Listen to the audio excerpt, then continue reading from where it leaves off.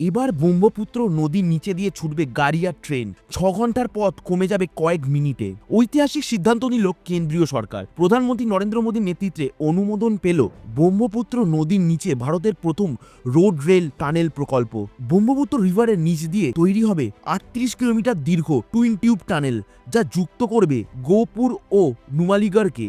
খরচ ধরা হয়েছে প্রায় 18,662 কোটি টাকা। এখন যেখানে 240 কিলোমিটার পথ যেতে প্রায় লাগে 6 ঘন্টা, নতুন টানেল তৈরি হলে সময় কমে যাবে নাটকীয়ভাবে। এই টানেল হবে ভারতের প্রথম আন্ডার রিভার পথ, যেখানে একসাথে চলবে গাড়ি ও ট্রেন। বিশ্বেও এমন প্রকল্প খুব বিরল। এই প্রকল্পে লাভবান হবে আসাম, অরুণাচল প্রদেশ ও নাগাল্যান্ড সহ পুরো উত্তর পূর্ব ভারত। বাড়বে ব্যবসা, শিল্প ও পর্যটন। তৈরি হবে প্রায় 8 মিলিয়ন কর্মসংস্থান।